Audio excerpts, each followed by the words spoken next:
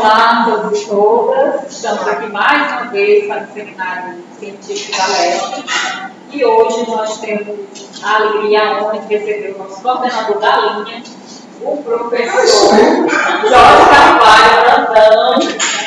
Ele que é um professor maravilhoso, com questões na educação que passa e transversaliza a inclusão, né? O professor Jorge, ele não se preocupa só nos conteúdos, né, que estão nos livros ou na internet, mas ele se preocupa com o sujeito, né? O sujeito na frente, e se todos estão incluídos, que é o que mais a gente, como professor, né, precisamos olhar. Nós precisamos olhar para a nossa sala de aula, todos os nossos estudantes estão incluídos, né?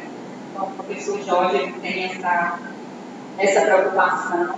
Né? Os trabalhos dele estão voltados, né, para uma matemática, para as engenharias. Ele é do Centro de Tecnologias, o CT, aqui da UFC, e também está na coordenação do curso de Licenciatura em Matemática e Educação de Estudantes. Ele fez também doutorado em Educação aqui, tem experiência, né, na matemática inclusiva e principalmente uma matemática adaptada, né, olhando para conteúdos de geometria e física, a análise de erros, né, que é algo que é super importante a gente, nós como professores estarmos atentos a isso, né, que o professor está muito, dá muita ênfase, né, a essa preocupação dos olhar essa questão. Ele também é professor orientador não só do nosso programa, né, não só coordenador da nossa linha, mas também é do Enorim, né, que é um doutorado em redes. E ele também aqui é da UFC. Então, professor Jorge Brandão, é uma alegria imensa ter aqui, né, que você repete para a nossa vida. Muito obrigada e a sala é de você.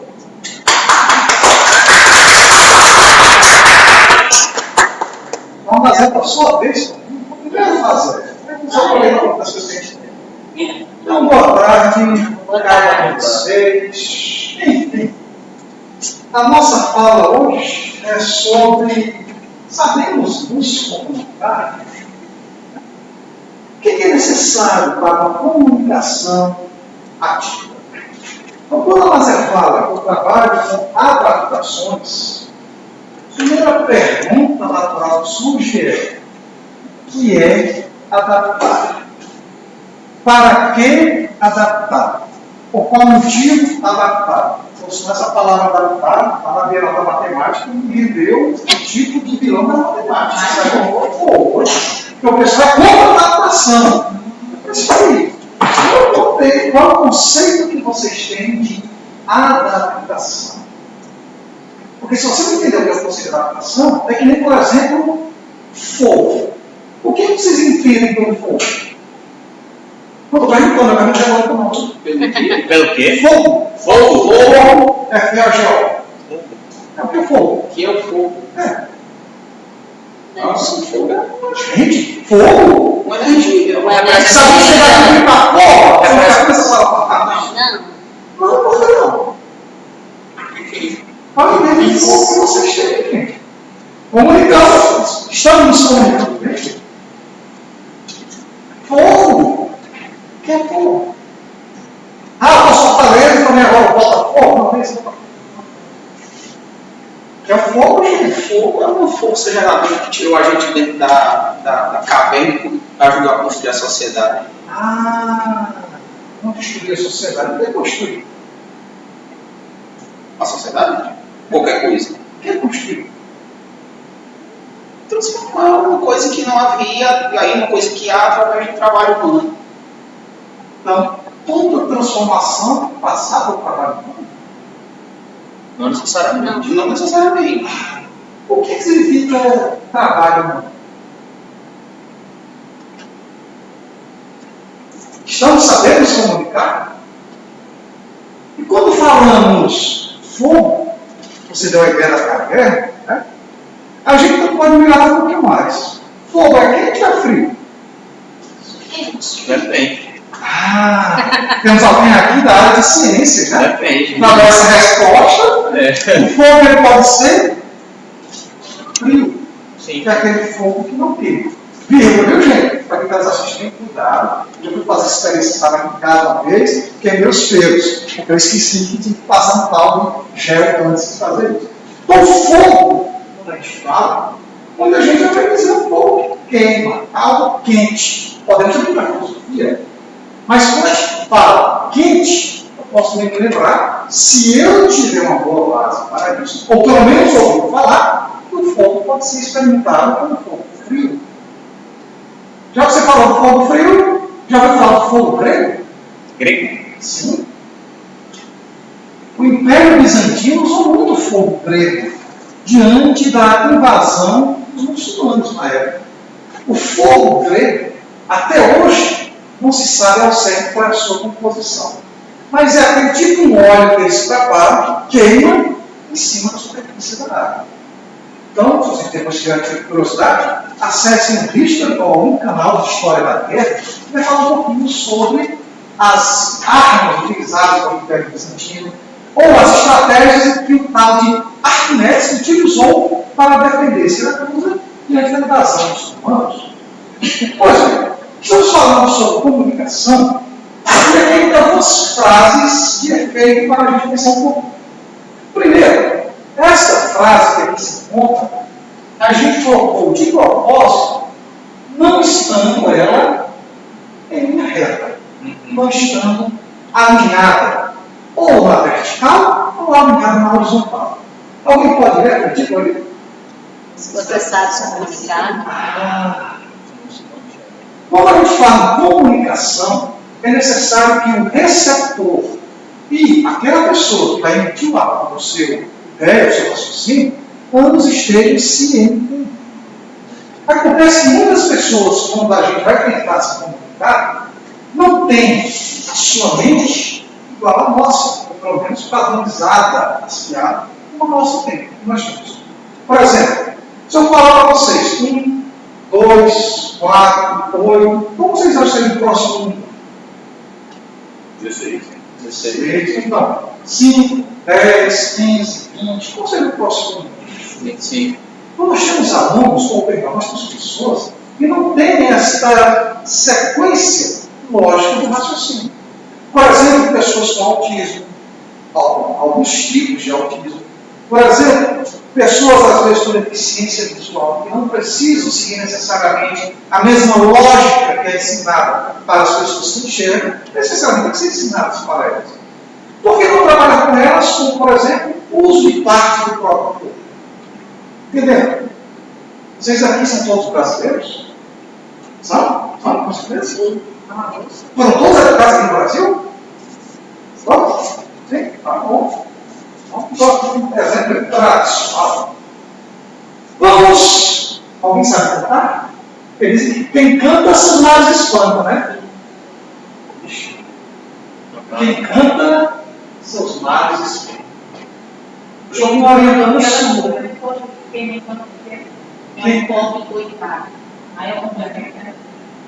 Isso. Enfim, coitado com os surdos, né? Dizem que uma figura vale mais do que 1.000 palavras. Não sei. Então, será que aqui?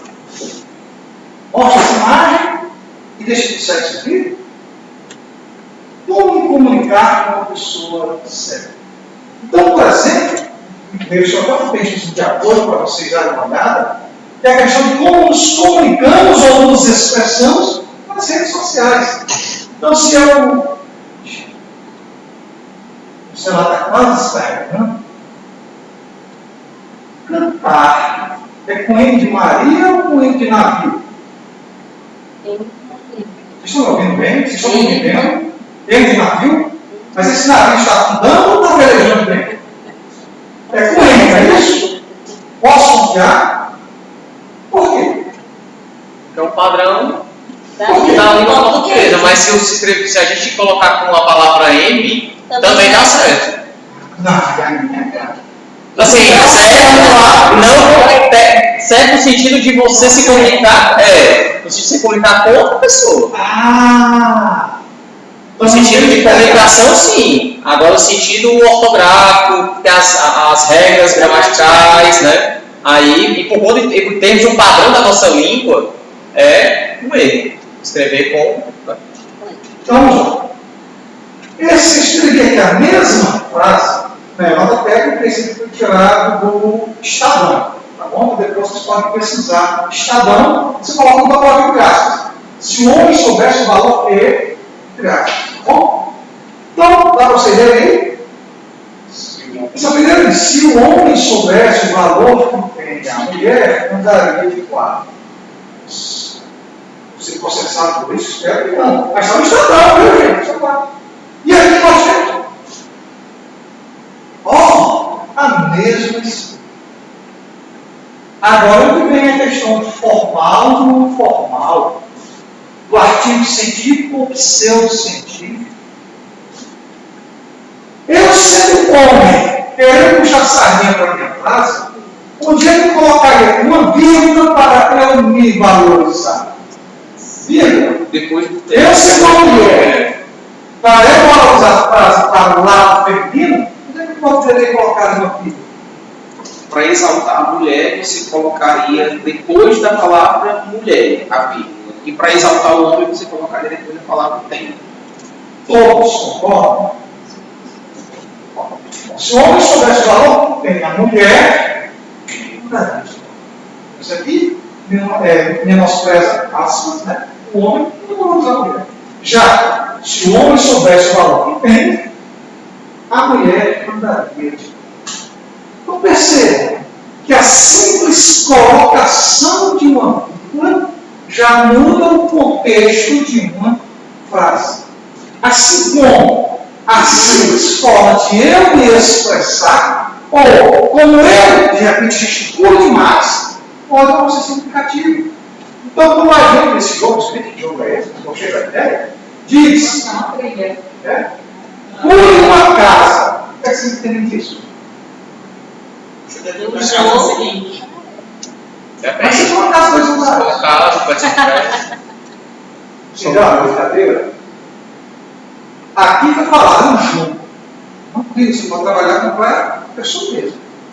Mas tem pessoas que vão seguir ao pé da letra ou a expressão literal que aqui está exposta.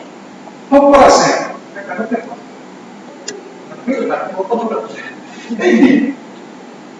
Dependendo de como você faz uma colocação, o aluno vai entender bem, o pessoal vai entender bem. Olha aquela figurazinha do triângulo. Como é que está anunciado? Acho X. Acho X. O que vocês fariam? Círculo X. Formalmente, o professor em questão deveria estar dizendo o seguinte: tu tens um triângulo retângulo, mas antes de falar sobre o que é um triângulo retângulo, onde é que eu posso encontrar no meu dia a dia um triângulo retângulo? E aí, em vez de colocar X, eles poderiam contextualizar e depois dizer resolva e encontre. Mas resolver como? Pode se usar para práticos, como matemática, deixa eu ver. O padrão é utilizarmos. Então, quando a gente fala, se você sabe ou não se comunicar, temos que ter a priori em mente com quem estamos nos comunicando. Como a Mazé falou, eu trabalho muito com a parte das necessidades educacionais especiais. Só esse termo está em desuso. Eu poderia estar em desuso porque todos nós necessitamos de alguma coisa. Por exemplo, não é que nem eu gordinho. Bora correr a ação silvestre? Cansou sem pensar, né? Eu também. Então, a parte de atividade física eu deixo muito para desejar. Tá certo? Então, onde é que a gente quer chegar? A gente aqui na UFC tem procurado trabalhar principalmente com os alunos recém-ingressos. E a gente tem observado que, dependendo da forma como eu me expresso para com eles, dependendo do gesto da minha linguagem corporal que eu faço, eu posso atrair ou repelir tais discências. Bom, outra coisa, a gente levantou até um questionamento, pelo menos para a área de matemática. O Enem, de fato, é um Enem? Ou seria um Enem? Isto é, um Exame Nacional de Ensino Fundamental? Porque os alunos que estamos recebendo hoje em dia estão com um nível de maturidade muito aquém de alunos de 5, 10 anos de idade.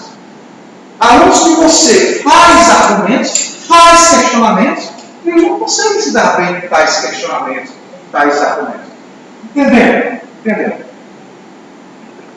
Em 2019, uma mancha de óleo atingiu aqui o litoral nordestino.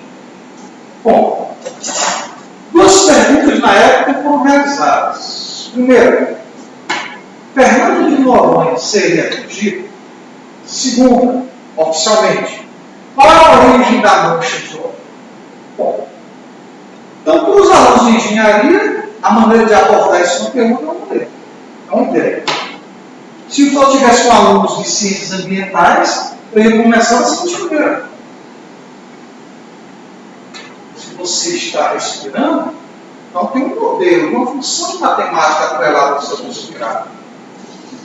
Esse mesmo modelo, esse mesmo tipo de função, é o, por exemplo, eu estar falando e vocês estarem me escutando, sem a necessidade de libras. Esse mesmo modelo é o que a gente usa nas correntes marítimas. Traduzindo, a gente tem observado que se você faz direto a pergunta como saber a origem, muitos desses alunos não vão linkar, isto é, não vão fazer uma ligação direta de corrente marítima com função trigonométrica.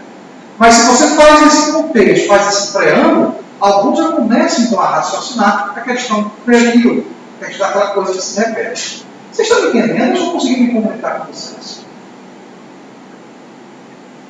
Vocês estão me entendendo ou estão me fazendo entender? Ou estou me fazendo entender, né? A comunicação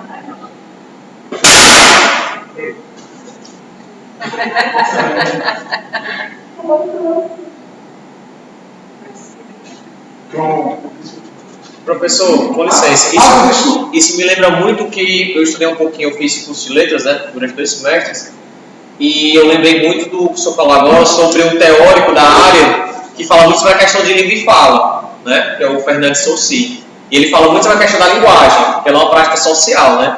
E tudo que o senhor está falando realmente repercute muito a questão da adesão dos alunos em qualquer assunto ou disciplina, né? Então, como é importante essa comunicação que o senhor fala, da gente transmitir de uma forma que eles, eu não vou nem dizer entendam, mas que eles compreendam e se aproximem da gente para que fique mais motivador esse processo, né? Deles buscarem, deles tentarem entender mais o cotidiano deles, o que aquilo ali está podendo se aderir à sua realidade, até à sua própria formação profissional, né?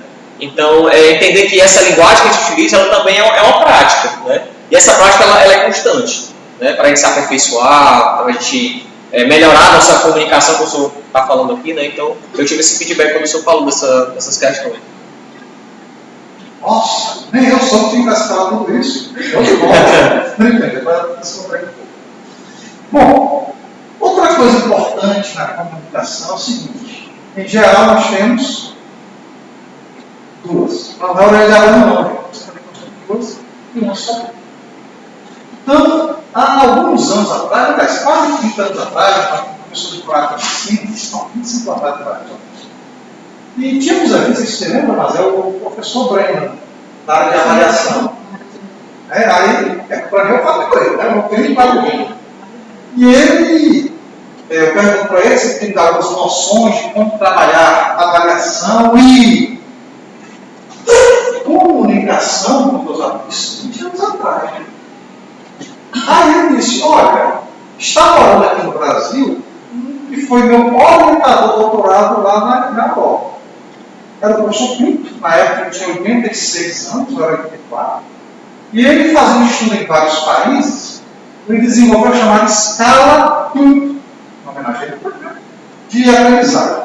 Onde essa escala, você pegar uma curva normal, vai dizer mais ou menos o seguinte: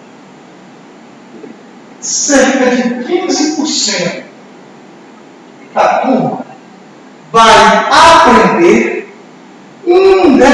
independentemente se você usar sequência de verdade, engenharia de dados, método de geometria, método de banquilho, teoria da objetivação, e vai independente. Fique tranquilo. 15% da turma, sabe? Esse aqui não conseguiu lograr esse. Por sorriso, todavia, entretanto, 15% da turma, isso aí que replica os 5 países que ela observou. 15% da turma são aqueles alunos que você precisa se preocupar. Além de, essa é verdade, teoria da objetivação, aprendizagem significativa, eles precisam que você escute mais e fale menos. Que você dê atenção a cada um deles. Não para chamá-lo de bichinho ou coitadinho, mas que você simplesmente ouça, escute. E saber se a forma como você fala e faz fazer significativa. Não no sentido do álgebra, parece. Entendendo? A gente fala aqui, por exemplo, sobre o autismo. Eu falo, coloco vários exemplos, aí cala um pouco. Aí lá no final da turma, está se mostrando pela direita, o pessoal parei de falar, começa a cochichar nisso. Opção 1, podem estar falando sobre futebol, falando sobre política, como podem estar perguntando o que o professor quis dizer com isso. Aí tem um teórico que fala o seguinte: muitas vezes aprendemos mais com a mediação dos nossos pais. Bom, enfim. Tá, 15 mais 15, 30. Se é 100%, está faltando 70. E esses outros 70, o que ele observou? Ele observou o quê? Se você se preocupa muito com o método e se esquece do seu aluno, que é o teu sujeito, que enquanto você na tua sala é a tua responsabilidade, eu tenho que estar já no princípio.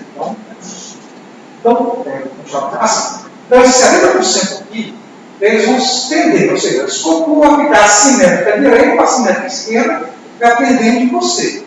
Esse 70% aí é o mínimo. Um bom uso da sequencialidade, um bom uso da aprendizagem significativa, um bom uso da teoria que você vai trabalhar. Mas, ela, por si só, não é suficiente. Então, se você focar, e esse que eu estou falando, naqueles 15 precisam estar contando com a sua participação, com o teu olhar, fazendo você dizer: olha, conte comigo. Não. Às vezes você entrega a prova, dá vontade de dizer isso, mas saber.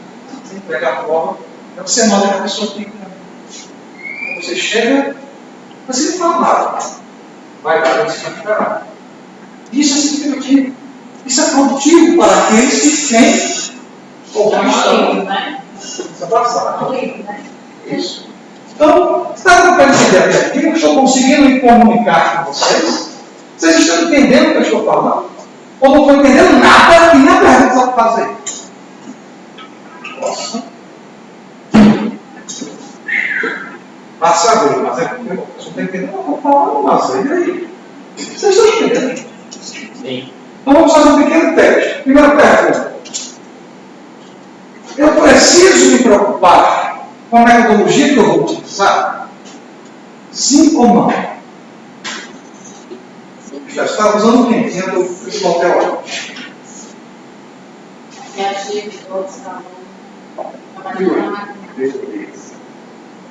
Somente eles serão suficientes para implementar esse estagiário. E sem falar que, mas eu vou ficar com aqui, muitos de vocês só vão usar a verdade, isso, aqui. E a gente sabe que, infelizmente, poucos são aqueles que se formam e lá fora vão usar depois. Então, só aspas, desagradável, né, Márcio? Então, gente, agora falando para fechar meu tempo, se você focar, repito, nesse grupo, a tendência é que o grupo é esse, o grupo aqui mais fraco. Dando atenção. Agora, cuidado, uma coisa é atenção, outra coisa é superatenção. Tá bom? Deixa eu dar um exemplo para vocês. A gente atendeu, durante 5 anos, um aluno lá do Lagoar. Eu falei, não posso falar onde é o curso final. Bom, 5 anos. Doutorado dura quanto tempo? 4. 9,5. Nossa, está um pós-doc, né? Digamos lá. Mas dá mais um pós-doc, está uma língua docência, mas enfim. Esse aluno tem transtorno de aspecto autista. E quando a gente foi trabalhar com ele, o convite foi feito da seguinte maneira. Não vou poder entrar em detalhes, porque é questão de justiça, justiça mesmo, literalmente, tá bom? Mas a mãe, ela se sentiu mal acolhida quando ela veio perguntar a um setor aqui da universidade como proceder para atuar com o filho dele. Então, ela se sentiu. Mas depois eu conversei com a pessoa que ela atendeu, não indo atrás, mas a gente faz vários projetos, várias coisas, vai, e ela se aproximando. Ela foi isso, olha, ela interpretou mal o posicionamento. Tá bom? O que foi que ela disse? Não posso dizer. Mas o que foi importante foi, a mãe se sentiu mal acolhida. E ela disse, se eu estou sendo mal acolhida, eu não tenho nenhum problema, imagine meu filho. Aí ela entrou na justiça. Queria a priori que o menino, lá do mar, fosse liberado da disciplina de matemática, física e química. Aí a justiça perguntou se podia. Resposta não. Bom, pergunta 2. Quem vai ensinar esse menino? Quem? Nossa, aí olharam para mim. Eu estava com cegos. Eu fui aqui, estou acomodado, mas é um desafio. Né? Como a raposa disse para o pequeno príncipe, ativa, né, para aquele filho pequeno, e hoje já me sobrinhos quase netos, página 72. Ativa, porque se tu me cativares, se tu disseres que virás às 16 horas, desde as 15 já estarei me preparando para te receber. Se eu estou com uma turma que rasa com os fracos em que sentido? Conteúdos. Mas se eu estou conseguindo cativá-los e vice-versa, se a nossa aula é 10 horas, desde as 9h40, 9h50, não esperando conversar. Se você faz atividades, que não vai ter mas manda para o WhatsApp, manda para isso, e dá uma abertura para receber o feedback deles, você vai perceber que eles, de fato, vão interagir com a gente. Então, o que aconteceu? Esse menino tentou 2 vezes a disciplina comigo e saiu reprovado. Aí veio a pandemia, só que a gente não teve ainda um pouco de contato. E eu tinha dado a palavra que no próximo semestre, que é 2023, eu iria ministrar a disciplina de cálculo lá no Ladomar. E como a gente, lá nas engenharias, estava com um revezamento de mais de 120 alunos, a gente resolveu abrir uma turma de férias para 60 vagas. Aí, por desse cargo de consciência, eu mandei vaga também para o Ladomar. Até que ela depoimento de final no parágrafo, é só assistir depois. Gente, sem dia nenhum, eu rezava dizendo. Mas nem rezava para ela. Ele não vem. Por que ele não vem? Porque a primeira vez que a gente foi ministrar a disciplina, a gente colocou a disciplina de manhã. E ele acabou sendo reprovado por falta. Isso é um motivo. Ele tomou um medicamento, o medicamento era para ser tomado sempre por volta das 8 horas da noite, porque às 6 horas da manhã ele estaria bem. Mas o que acontece? Ele era descontrolado, ele tomava descontrolado nos horários do medicamento. Tomava 10 horas, 11 horas da noite, 1 hora da manhã. E tinha dias que ele ficava dormindo na cadeira e reprovado. Pois bem, o que a gente fez entre a primeira e a segunda vez? 150 de férias, no máximo com 15 alunos. Eu peguei uma monitora para trabalhar com eles soluções de informática. Resolver, por exemplo, derivadas, integrais, funções, tudo usando software. Porque o raciocínio dele é muito rápido essa parte. E coloquei uma mestranda minha, 40 anos, mestrado, para trabalhar os conceitos. Então, foi um erro de mim, né? Porque ele saiu reprovado na segunda vez, e ela achava que a entender que estava reprovado. Aí eu disse, pô, das 2 você pode até pegar com raiva, mas está reprovado. Porque eu tenho que pensar nos extremos. O que é que essa disciplina é importante para o curso dele? Tá bom? Mas enfim, veio a pandemia. E veio a terceira vez que eu fui fazer disciplina comigo. A gente ofereceu lá no PSI, porque o meu foco foi o pessoal do PSI. Para contar a história. Primeiro dia de aula, 8 horas da manhã. A segunda vez que eu fiz a disciplina foi tarde. Por que de tarde? Ele começou a se abrir comigo. Ele começou a dizer, eu tomo medicamento, então de manhã eu não consigo estar acordado. Ok. Então a gente não pode ser manipulado. Segundo aspecto, o que você gosta? O que é que trouxe a disciplina aqui no lado global? Ele disse os pés. Tem nada, isso é sem graça, né? Mas também. Então o que ele disse? Eu gosto do mar, eu acredito em sereias, acredito em tritão. Aí tá bom. Até aí não me disse nada. Mas um dia, conversa vai e conversa vem, ele falou sobre a diferença entre rocha de fundo de mar e rocha de fundo de rio. Como essas rochas podem ser levadas pela água, como elas vão sendo polidas. Eu digo, caramba, dá para eu trabalhar matemática a partir disso daí. Aí a gente quer seguir disciplina, pensando mais em artigos, focando justamente em aplicações de oceanografia. A aplicação não lá do mar. Aí ele acabou sendo reprovado. Então, nessa terceira vez, eu tinha aluno da engenharia civil, aluno da engenharia elétrica, aluno de vários cursos. Então, a gente teve que contemplar. O que a gente fazia? Não obstante o conteúdo, aspas, tradicional, a gente disponibilizava artigos ou pequenos TCCs para eles lerem no final de semana para entenderem as aplicações. Eu não cobrava do estudo, ou seja, não exigia que eles viessem a fazer as leituras, mas que seria interessante eles fazerem a leitura para que, nas aulas da semana seguinte, pelo não curso de férias, podem se construir, eles entendessem aquelas aplicações. A gente criou um grupo de WhatsApp, na UTEC. As duas primeiras vezes foram 15 alunos no máximo. Essa nós tínhamos 74, 94. As duas primeiras vezes a gente fez lá no Lado Mar, zona de conforto dele. Agora ele foi lá no princípio. Saiu da zona de conforto. Ele não conhecia ninguém no início, mas no final já estava muito quase todo mundo. Enfim, a gente, quando falava na prova, ele ficava muito ansioso. Eu só não falo de a prova. Eu sou daqui a tantos dias, tantas horas, vai ser a próxima prova. A gente ia fazer 3 notas. A primeira nota, geral do conjunto, ele tirou um 4. Isso é bom a mim. Bom, 35% da turma ficou abaixo de 4. E ele tirou um 4. Então foi ótimo. Segunda prova, ele tirou um 6,5. 25% da turma tirou abaixo de 6,5. Por que eu estou fazendo as mesmas provas para ele e para os outros? Para saber de fato o empenho e entendimento que esse aluno tem. Por fim, a terceira prova, a gente liberou uma lista de exercícios. Certo? Já deve estar botando o negócio na regadeada, ou perdão, a perreada, a gente deixou uma lista de exercícios. Só que eu só falei da terceira lista, a terceira listas, no último dia. Eu não falei antes. Por quê? Porque ele sempre ficava ansioso quando as atividades valiam novas. Eu acabei me esquecendo, mas eu estava de manhã, eu deve ter pegado um pouco na letra dele, é uma letra que não é muito fácil de você entender. Certo? O que a gente fez? Para não direcionar a pergunta para ele, para dizer o que era aquelas coisas do trabalho dele, a gente lançava várias perguntas para a turma e não deixava silêncio predominar. Então, fazer pergunta, vai, para ele se sentir seguro. E era um aluno que ele estava chorando. Quando chegava na zona de conforto dele, aplicações da matemática lá no curso dele, ele falava com tranquilidade. Ele não vai dizer, por exemplo, essa função é crescente porque a derivada primeira é positiva. A partir daqui, decresceu porque a derivada primeira é negativa. Não vale isso. Vai dizer o seguinte: subiu, desceu, eu tenho um maior valor. Então, maior.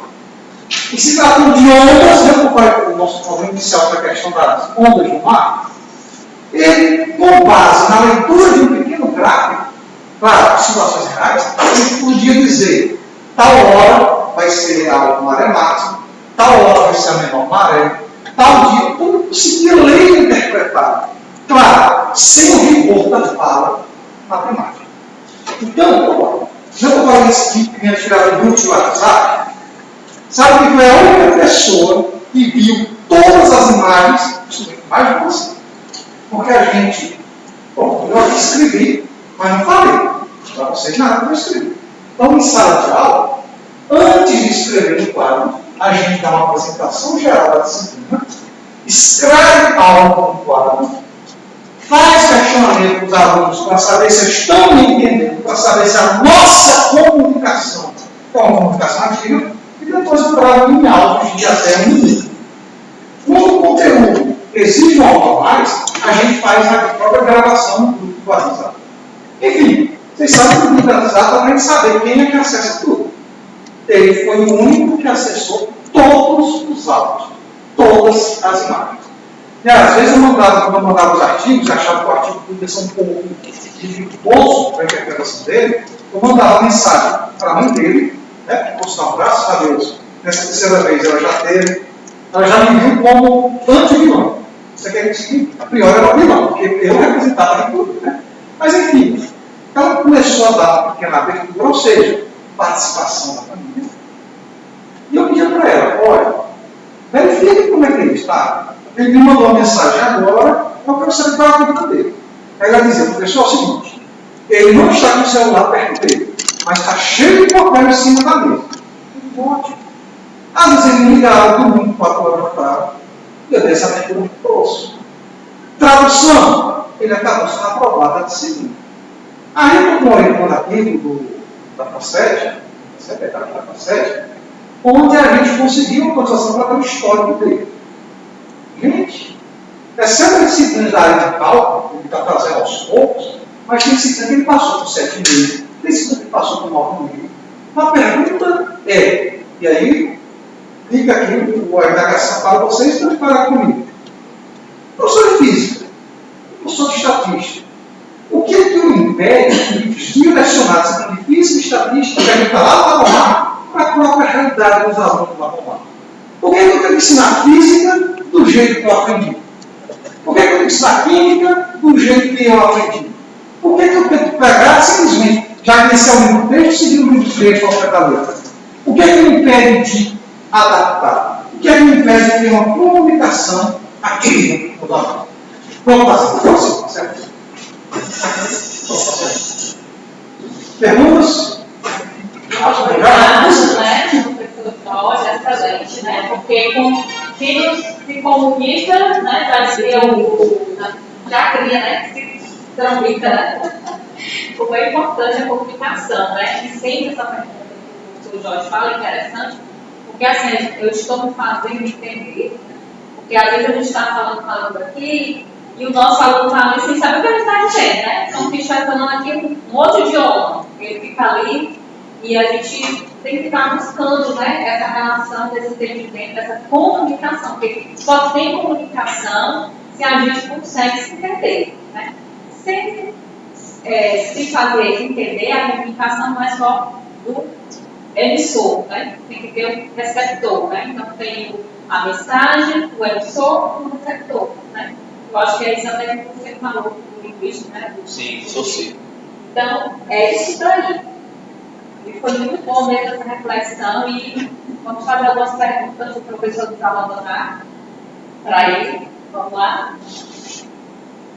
Professor, assim, vendo esse contexto estava trazendo para a minha realidade, né, sobre psicólogo fundamental, o que eu percebo é que a maior dificuldade que eu tenho em relação à comunicação com os meus alunos, ela se dá porque eu já refleti sobre isso, assim, fiquei pensando, parece que os meus alunos, eles não estão, por alguma razão, que pode ser até maior do que a sala de aula, dispostos a receber o conteúdo, sabe assim, é como se não importasse. Tá entendendo? Então, assim, eu fico me perguntando como efetivar uma comunicação com, vamos supor, uma turma de, que são turmas muito cheias, uma turma de 38 alunos numa sala que é metade dessa. As cadeiras são todas próximas umas das outras, e desses 38 alunos, 15%, aí dá quanto? Mais ou menos 7, 8 alunos, né? 5 alunos, eles não. Aquele local da escola, por algum motivo, não é o local onde que está.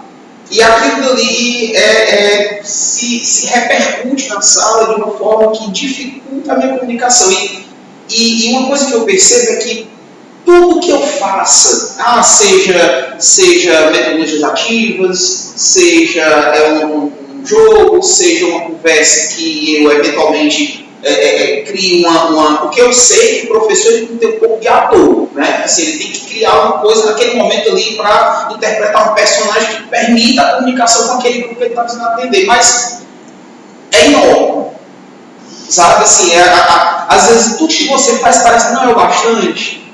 Aí assim, eu fico pensando como construir uma ponte que eventualmente não chega a lugar nenhum. Sabe, assim, eu sinto uma dificuldade grande com relação a isso.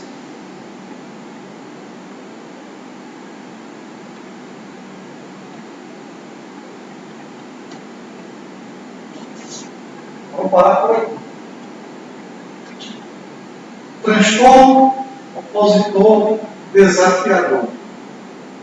Isto é, infelizmente é um problema que só vai ser detectado por médico, mas que desde cedo é aquela criança, não estou dizendo que toda criança birrenta não é, mas em geral, quem tem é birrenta.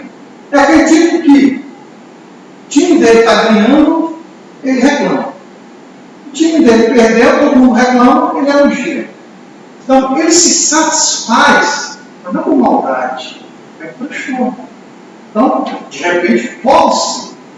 Você vai perguntar qual índice nós temos? Não sabemos ainda. Tem muitas coisas que a gente, aos poucos, é que está sendo agora descoberto. Né? Então, nós temos transtorno opositor desafiador, tem um transtorno de ansiedade, tem aqueles que já vão estar em sala de aula porque não querem estar em casa. Agora, quem está fazendo sala de aula? Aí é história.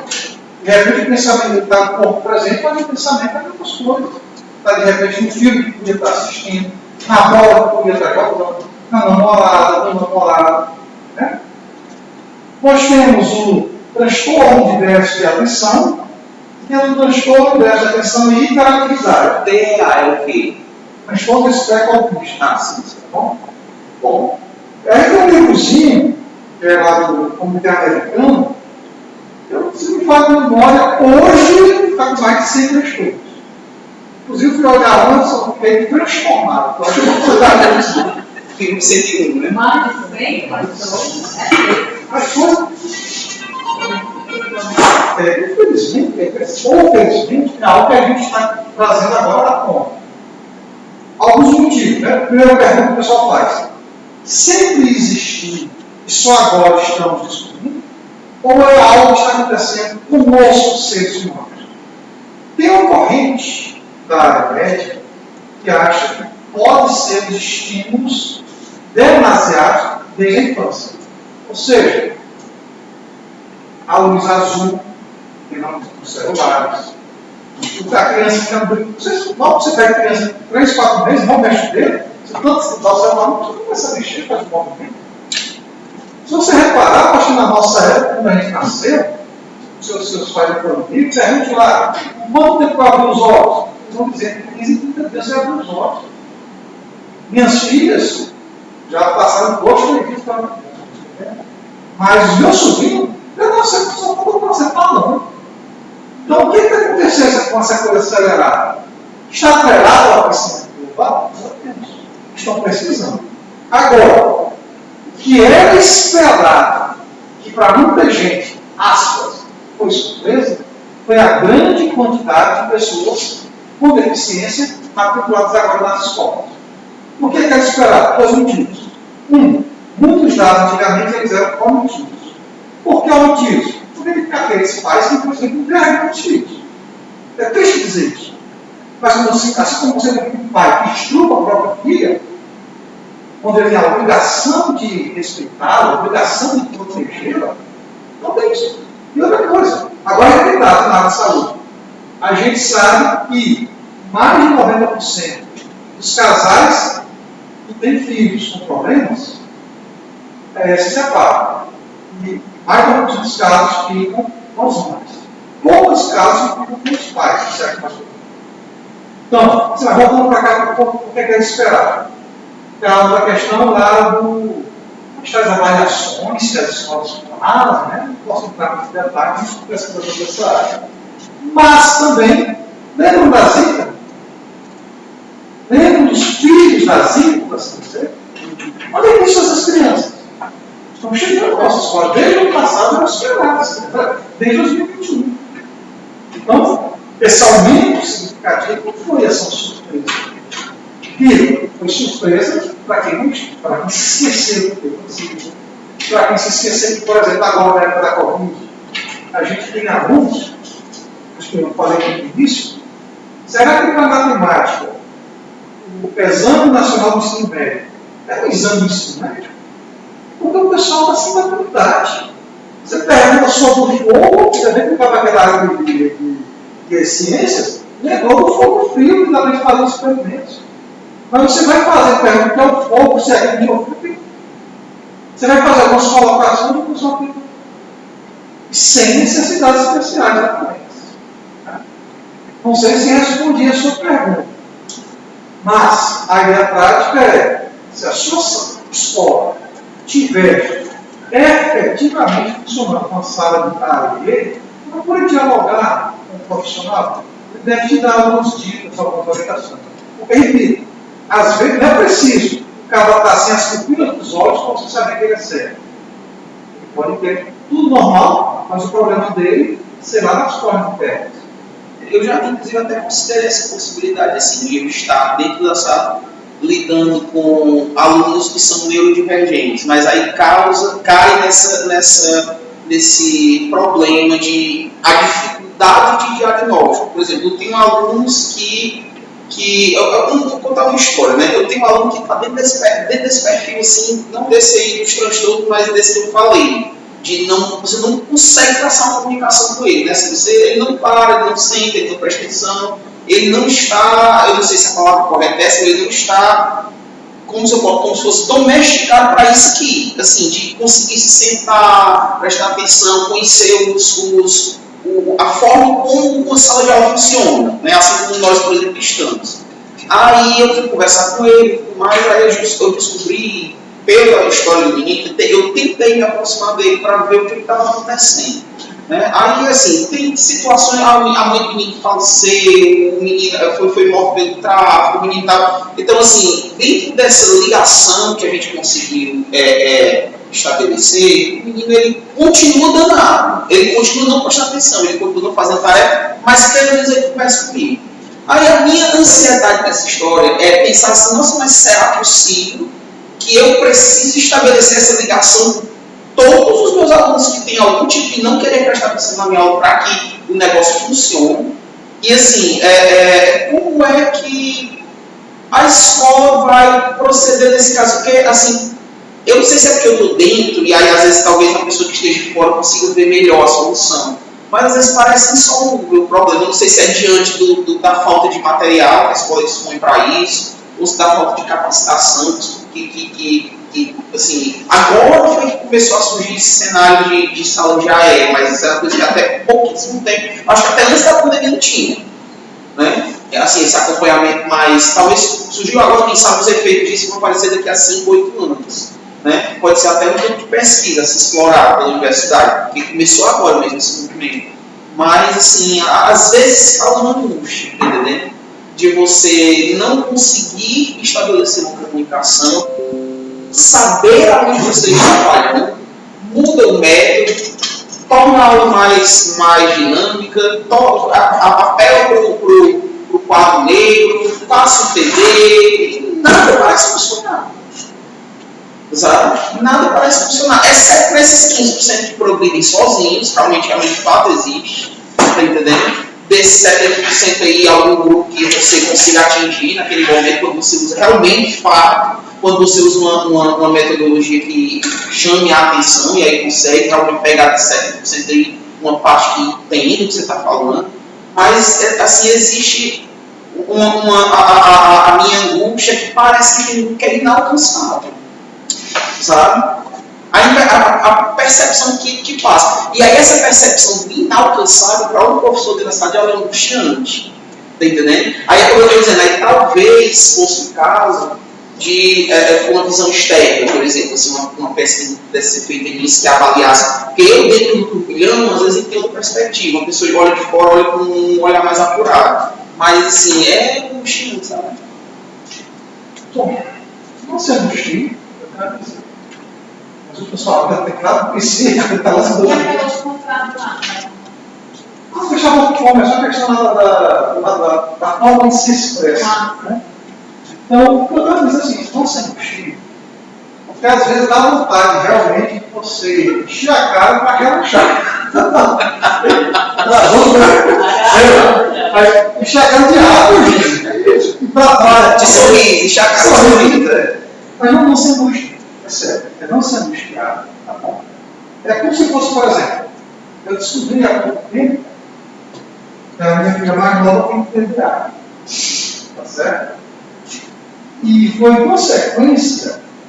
Um dia a gente foi na farmácia, eu, minha esposa e ela. Aí eu fui estacionar o carro no canto, a minha esposa desceu para a farmácia. E como ela primeiro que queria ir ao shopping, que é mais importante, sua filha, você desce aqui o sinal, que eu vou só te pegar estacionar para estacionar. Ela começou a chorar. Ela deu uma crise de pânico.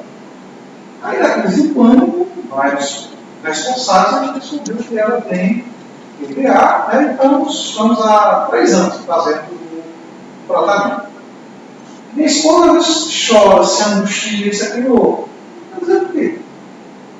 Nossa filha.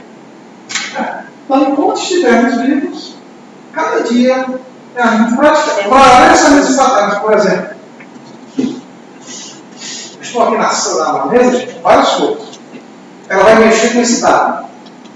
Se o dado é o foco da atenção dela no momento, vira as outras coisas. Certo? Isso é para começar. Então, até depois de 3 anos, é que ela finalmente está voltando, que ela está começando a surgir os efeitos. Se você olhar para ela externamente, não tem nada. Graças a Deus, a crise de pânico passou. Né? Mas continua com esses déficits de atenção. Continua, às vezes, eu tenho que falar para ela, refalar, falar de novo, falar mais uma vez. Então, são coisas que, aos poucos, gradativamente, é que a gente está conseguindo, graças a Deus, resultado. Bom, falo Deus, você não acreditar, graças à casa, ao esposo. Aí pensa assim, se fosse seu filho, você ia desistir? Aliás, se fosse eu, com essas dificuldades, eu ia querer desistir sim. Aí a resposta é pessoal. Tá bom? Então, o que eu quero falar, já que eu falo agora, é não se angustie, não se angustie, façam parte de vocês e partilhem. Guarde isso aí para você. Por exemplo, esse menino lá do lado do bar. A gente teve uma partida já de imediato, porque foi a justiça nos procurando. Mas aos poucos, eu consegui o que você conseguiu. Que ele conversasse com você. E aos poucos, ele conversando com você, você vai conseguir estabelecer ideias, tentar encontrar estratégias, de tal maneira que a aprendizagem torne-se significativa para ele, não individual, mas que faça sentido para ele. E o que vale para o João, não é necessariamente que vai valer para a Maria. Aí, com a essência, a gente tem que fazer o que passo a passo. Esse respondeu, deixa eu deixar menos no chat. Mas eu estou indo também conseguir.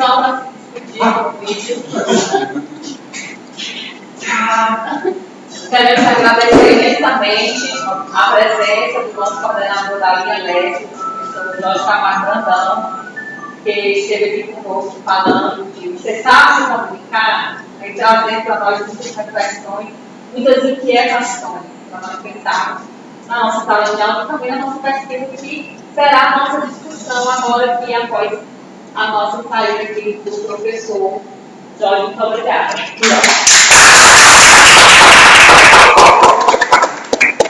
Tchau, gente.